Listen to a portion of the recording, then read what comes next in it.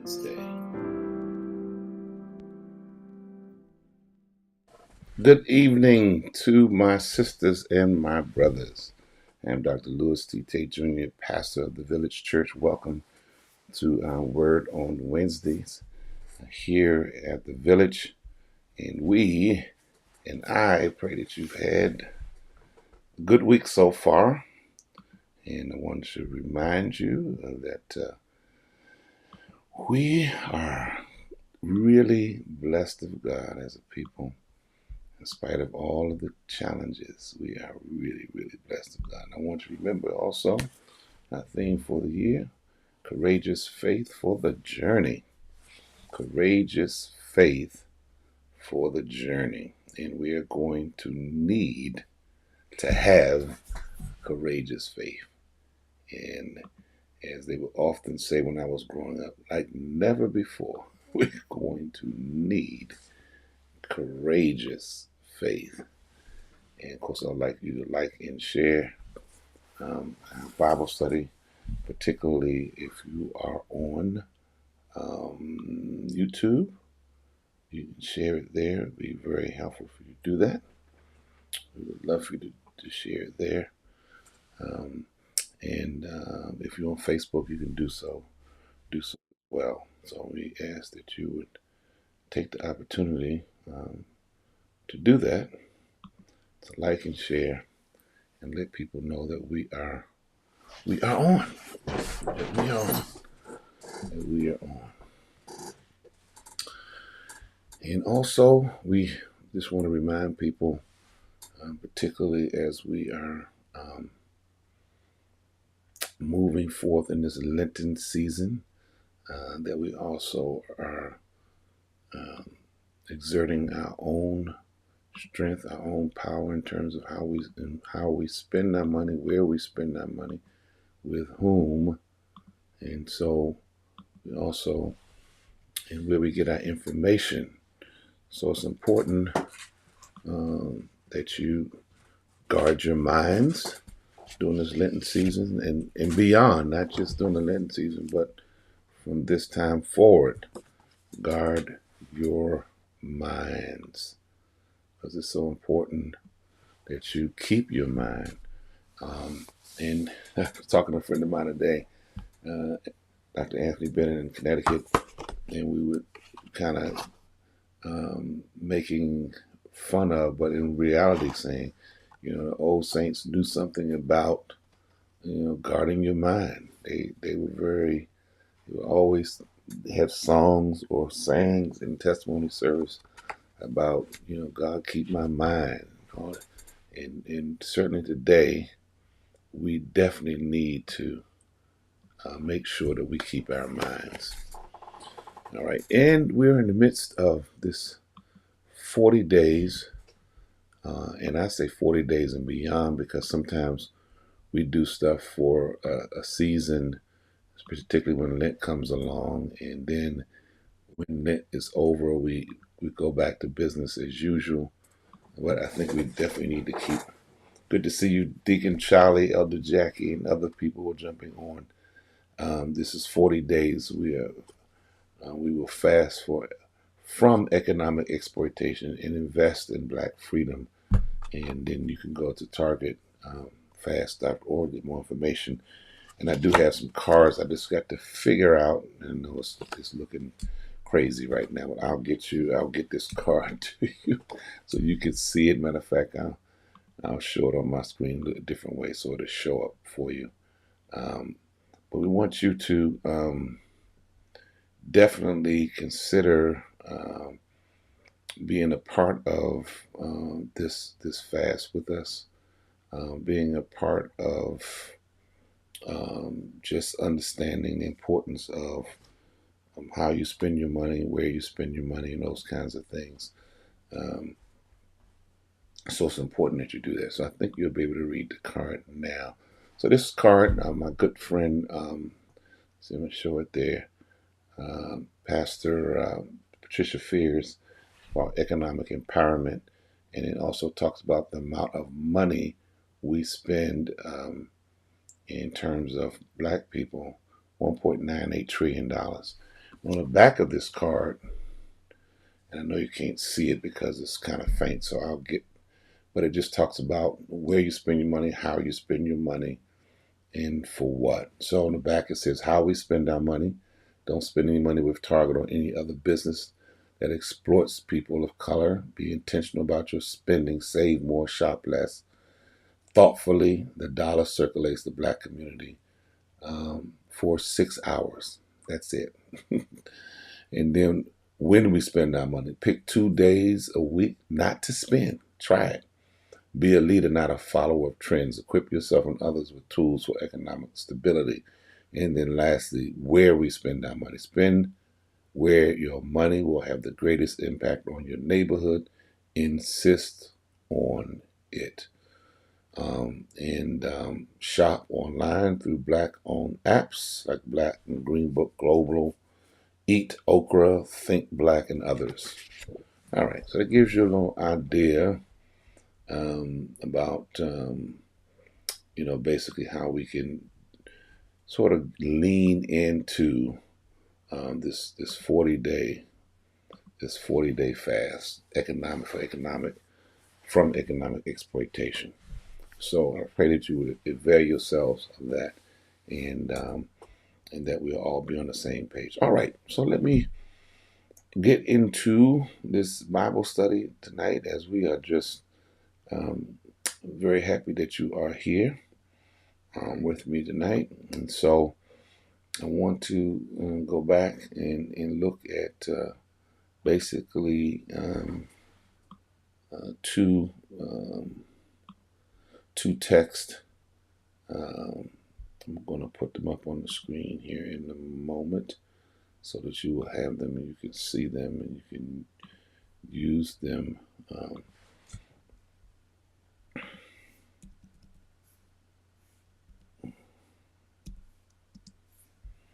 Yeah, okay, here we go.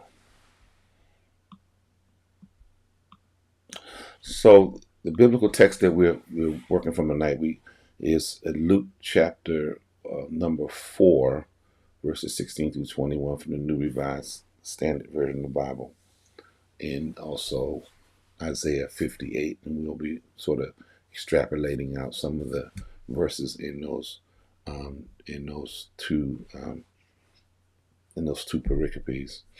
And one of the key things that I want us to focus in on, particularly in the Luke passage, is Luke chapter 4, verse number 18.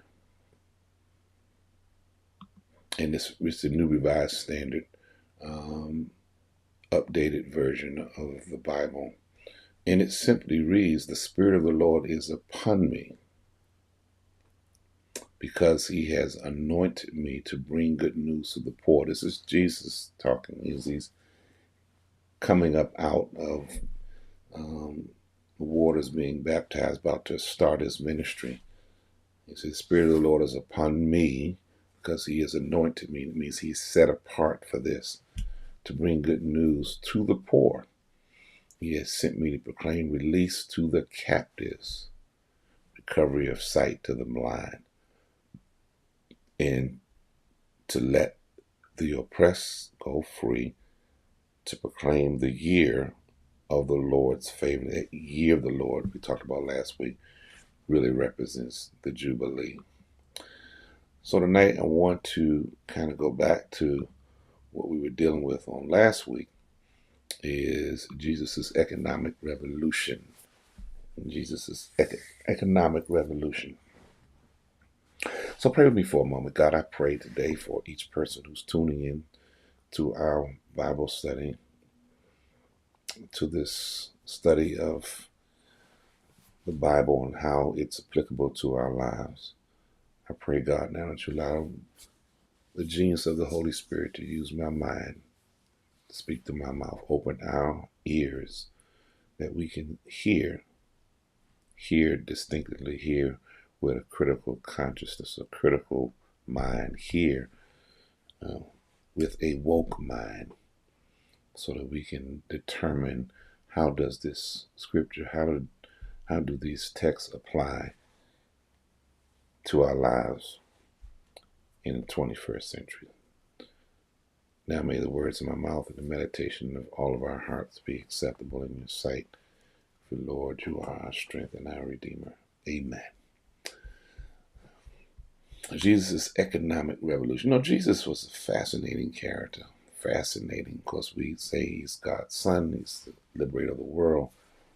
In the real sense, he only lived like 33 years, but he has such an impact that we're still talking about him today. This text, though, is this radical call for economic transformation. And some scholars would suggest, they would tell you, particularly those of a Western Eurocentric perspective, that it's not about this radical call for economic transformation. But I suggest, and other scholars who I lean in on would suggest that it is. It's a direct challenge to the structures of oppression that benefited the wealthy elite while marginalizing the poor in Jesus' time. And we can also look at the parallels in our time.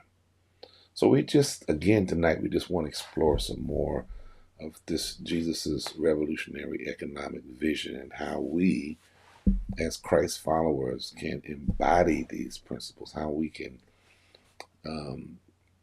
make them a part of our lives, how we can grow into them, how we can, as a collective, and as we look not just individually, it may start there, but how we look at it as a collective, as a country, as a people, and how we can sort of make these transformative differences in our lives and in our country. And we have to be willing to reimagine, if you will, re-envision what can be versus what cannot be. So one of the things is you look at the projected growth of black buying power in the United States, and that projected growth is like right now it is 1.98. So this is not projected. This is what we're going to be doing this year. $1.98 trillion. And that's a reality. So black consumers wield tremendous financial influence, and systemic inequities continue to limit wealth accumulation and ownership and generational prosperity because of the way we allow ourselves to be manipulated in this system and how we spend our money. Some of the things that are happening to us, we can certainly have more control over. No one can necessarily tell you where to spend your money.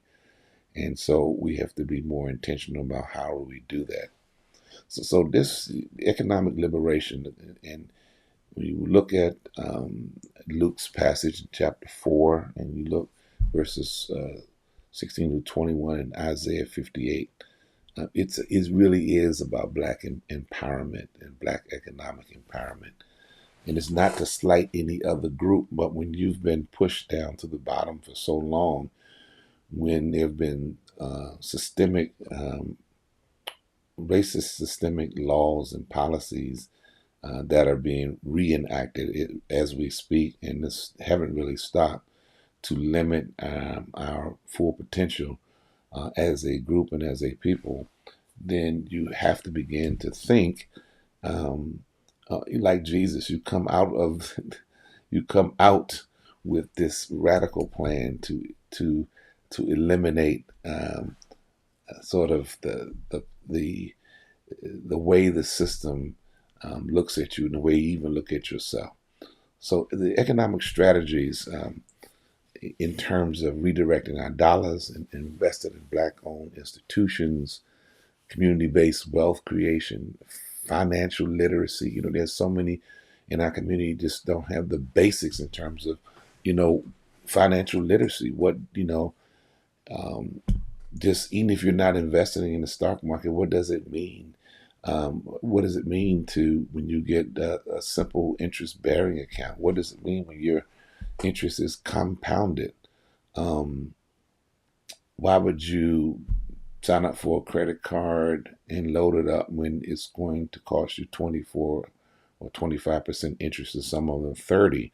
Now you may need that credit card, but you have to learn how to use it so you're not really getting disadvantaged by the interest rates that are on it.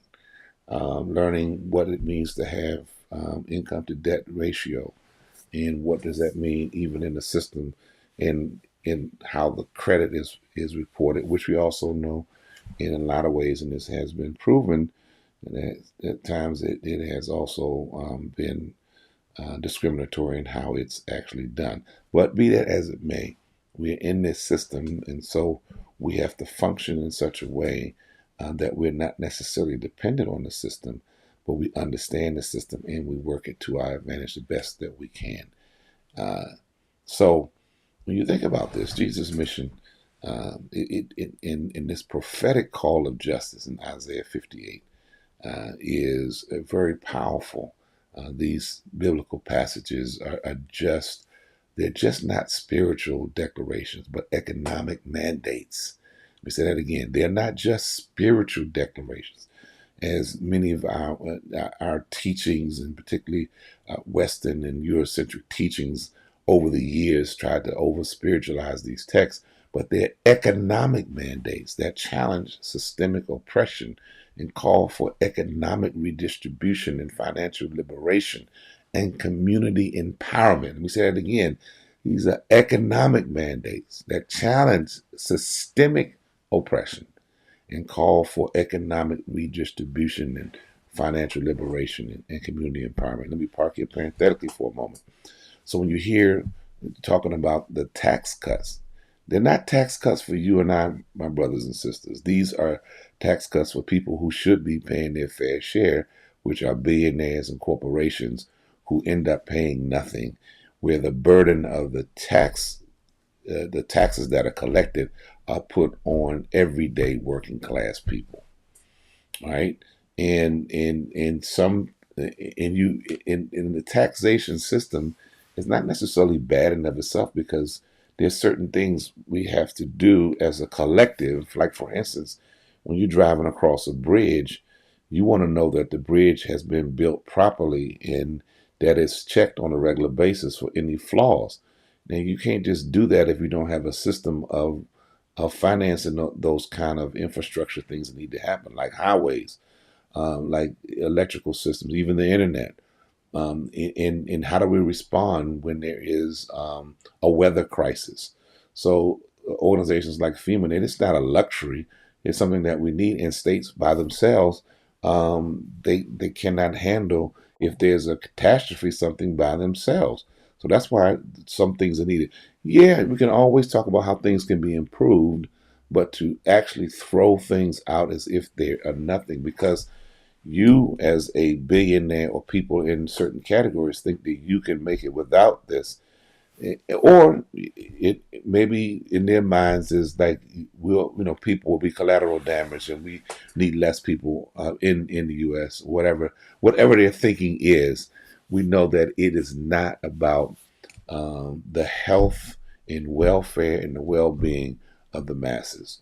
And so we have to think about how we look at these scriptures.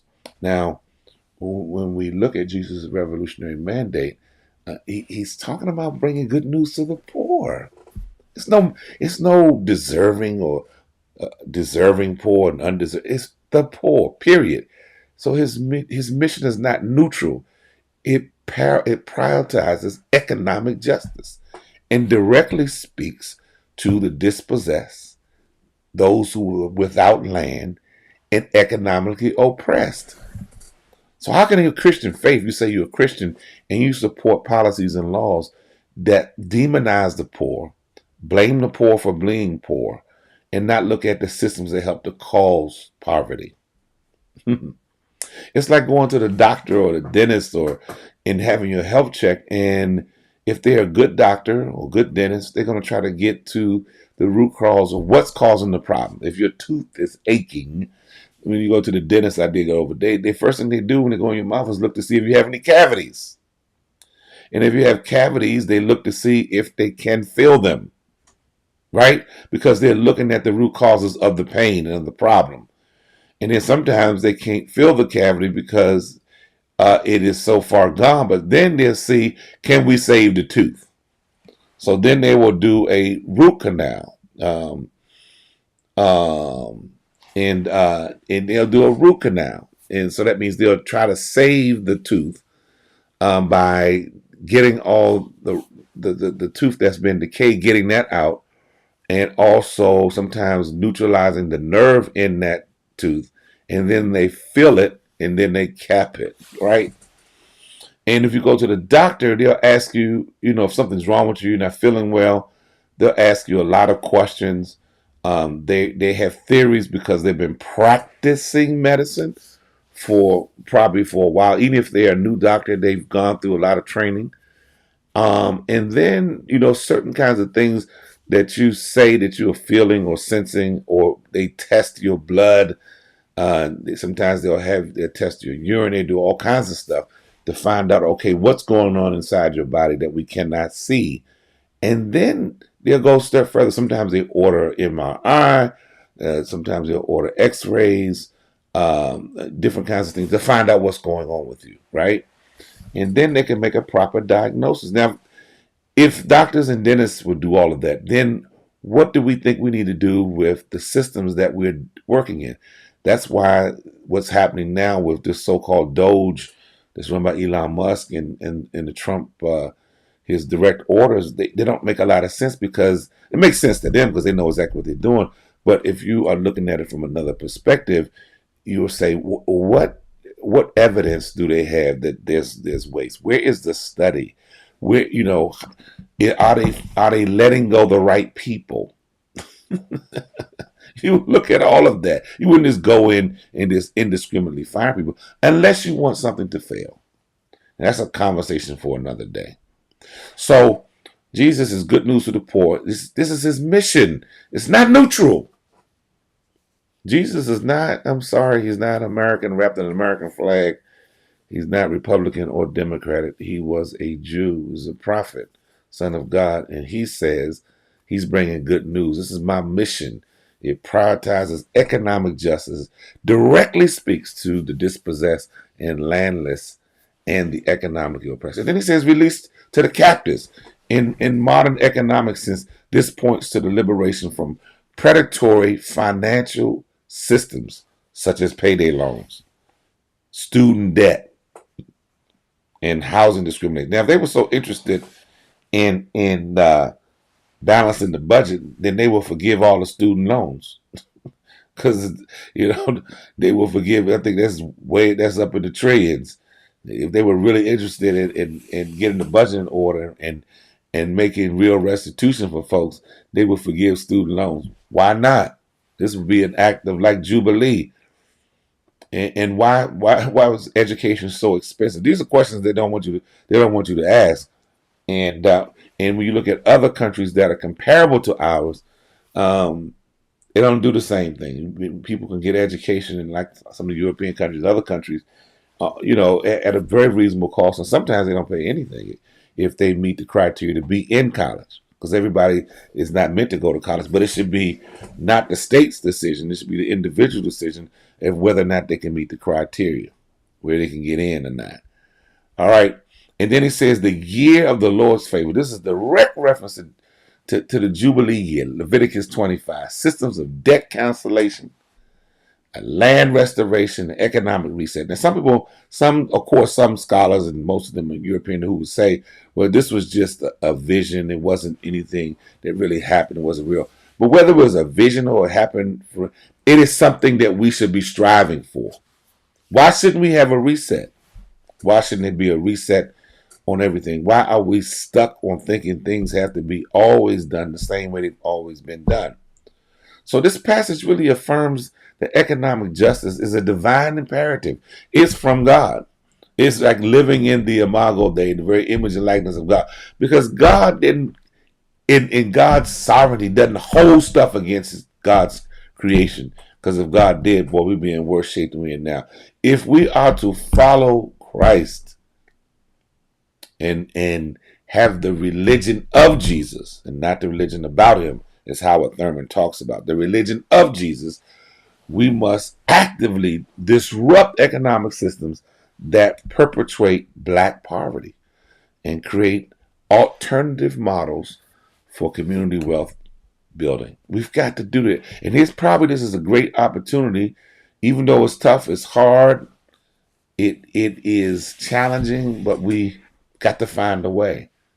And then, God says in Isaiah 50, this is the fast that God chooses.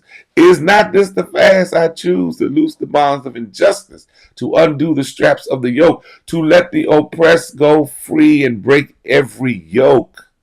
In verses 9 and 10, if you remove the yoke from among you, the pointing of the finger, speaking of evil, if you offer your food to the hungry and satisfy the needs of the afflicted, then your light will shine in the darkness. My God, you're talking about being an example. You're talking about being the light. It's not about talking about how saved you are and you've been born again, fire baptized, and all of that, or wearing what we call your Sunday best. No, it's about doing the work. It's about being about the business of liberating people. It's about taking the yoke off people's necks. Loose the bonds of injustice this means dismantling economic structures that oppress black communities, from discriminatory banking to low wages. It's no mistake that when you go into predominantly black neighborhoods, you don't see a bank, but you see a check cashing place that's owned by the bank, but not a bank where you can get a loan, get a business loan, get a loan for your house, or get better rates, but a check cashing place. You never see that. You never see hardly ever you see check cashing places in white communities, but you see them in black communities, right? That's not by happen chance. That's on purpose. And then undo the straps of the yoke. Debt, job discrimination, which we know is going on right now. And don't ever think that we're in a colorless society. That's just a joke. Redlining, wage theft as modern yokes that must be undone. All of us as Americans, have paid into the Social Security system. Now they're telling us that somehow it's a set aside, it's an entitlement. It's not an entitlement when you pay into something. It's a program that was set up way back, I think in the 60s, or maybe beyond. And so now you want to go in and rate it or cut it off when people have paid into it, or make it more challenging for seniors and those who are disabled to get what they're supposed to be getting. What kind of society are we building that doesn't want to take care of his elderly and those who are disadvantaged? But some people think that we're dispendable, or think that people who are elderly or people who are disabled or people that are different, that somehow they're dispendable. So we have to really embrace this Jesus' economic revolution, because it's really about the soul of this country. It's really about the consciousness of a people. It's what God would want. So Isaiah 58 calls us not to just personal holiness, but to a systematic transformation. Black liberation is a direct response to this divine call. All right, I'm almost done. Give me a few more minutes and I'll be done. So, strategies. There's a few strategies for us to shift from spending power to more wealth power in terms of what we do with our money. Redirecting dollars to black-owned businesses is one way we can start. Good news to the poor, breaking the yoke of oppression. Why it matters. Money circulates within the black community, I think I told you this earlier, for only 6 hours. I think the Jewish community, it stays, I think, 14 or 15 days or more. Other communities more than that, but ours only 6 hours and it's gone, compared to weeks in the white communities. This result in capital flight and economic stagnation. So what we have to do, here's some things we can do. Prioritize black-owned brands and banks and services. Banking with One United. It'd be one place to start. Supporting local black businesses. We need to encourage each other in collective consumer action. If just 10% of black spending went to black businesses, that's over 1 million jobs that could be created. We say it again. If just 10% of black spending went to black businesses, that's over 1 million jobs that could be created. Challenge corporate exploitation by redirecting spending away from companies that profit off black labor but reinvest little into black communities. And I would say take it further. Don't invest in black policies that affect people who are African American, people are Latino, those who are woke. And please stay woke for God's sake. Please stay woke. I'm saying it again. Woke is not dead. When you're dead, you're asleep. That's dead. You need to stay awake at all times. And why it matters, black communities have long been denied fair access to fair lending, home ownership, small business finance, and it's still happening. And now they want to double down and say that it's fair. How is it fair when you've been getting 90% of all the loans, 90% of all the mortgages, redlining, and you can burn books and try to revision history, but slavery was real. It lasted for 250 years, and this country benefited greatly off our labor, our genius, and things that we were able to do in terms of crop growing and farming, the way we were able to build things, whether it was blacksmiths and even patents, that things that we actually invented, we couldn't get credit for them because we were a slave. Ain't that something? Listen, let me this and we've got to think about this community-based wealth creation. So Ojama, which is one of the principles of Nguzo Saba, we've got to think about how we work together, even if it's just small groups at a time. And it matters to move our community from individual consumerism to collective wealth building. So it's not just about you and yours and your own, but it's about a collective. And we got to develop cooperative economics, Ujama, and that's that term, Ujama, Ujamaa, Ujama, community land trust, worker-owned businesses, investment in collectors, and also be weary when something says it's black-owned. Like for instance, you may be buying online, and if you're buying from a black-owned business and they're using Amazon, then you may want to give them a note because you really want to order directly. If you don't want to go through Amazon, because that's also your money is going through Jeff Bezos' own business, and you know where they stand when it comes to black concerns and black issues. So you find a way to support black business, but make sure they are really black owned, and that's an important thing to do. All right. Yes, we will. No problem, Tyrese. We will pray for your grandson, Bryce, and we will add him to our prayer list. We prayed this morning, and we will keep that up. And, Andrew's very good. All right, so let me see when I get to a close. I always have more on here than I can give you all. But financial literacy and generational. And this is all biblical. A lot of times we're not even taught this. We're not even, and it says freedom from economic oppression, loosing the bonds of injustice, Isaiah 58, and freedom from economic oppression, Luke 4:18. Why does it matter? The racial wealth gap means that black families have about 10% of the wealth of white families. 10%. It matters.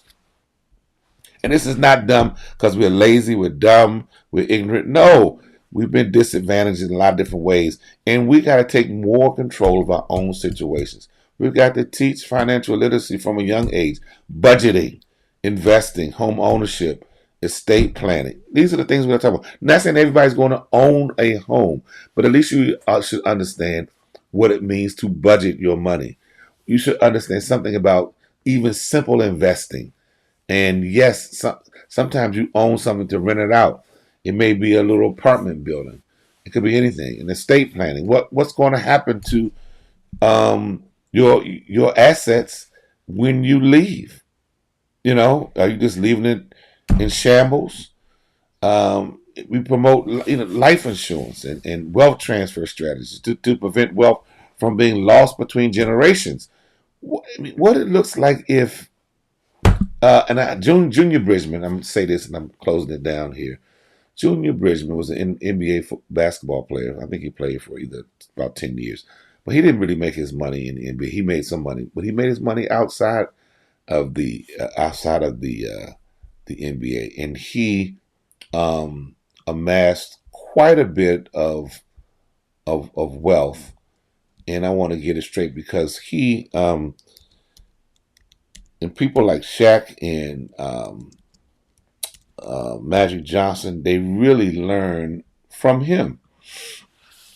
So Junior Bridgman just was an extraordinarily gifted man.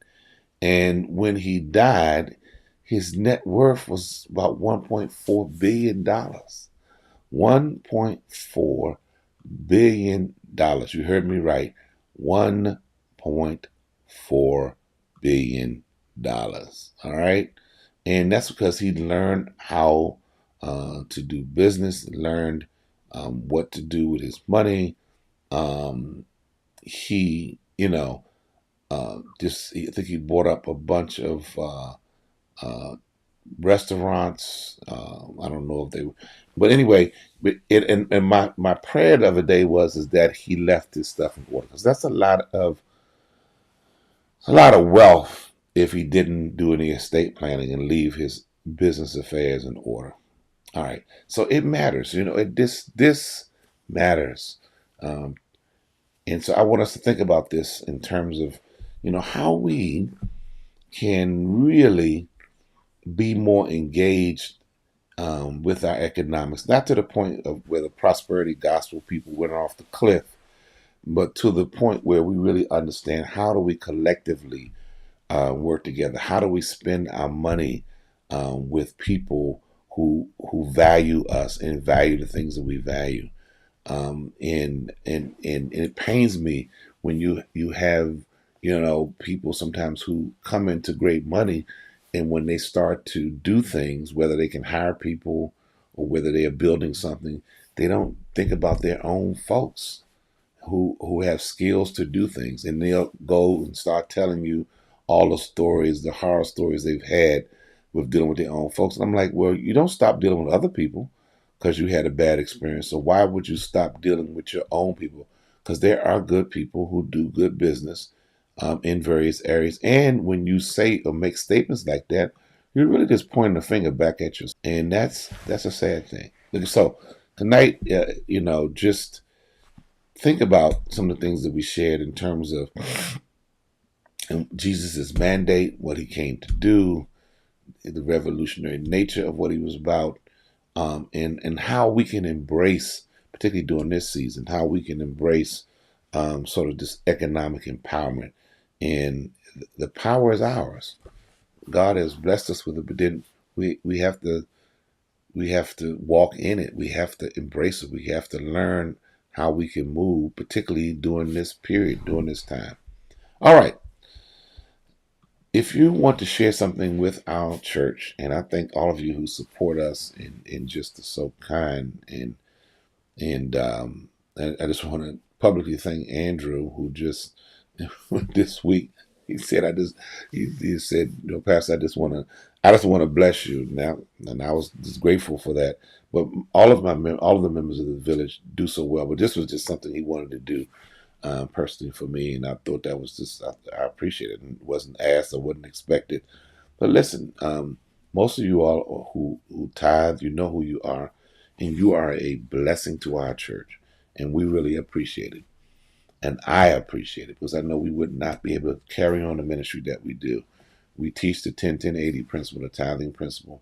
And even if you don't tithe, you can give something and whatever that is, um, it could be $10, it could be 20, but something to support the church. And really, we ask that you try to be consistent with it, and that you understand that all that we're doing, even though we're virtual, it's not done without resources.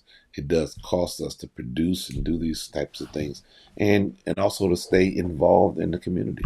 And so I want to thank you for all that you do, and thank you for just being supportive.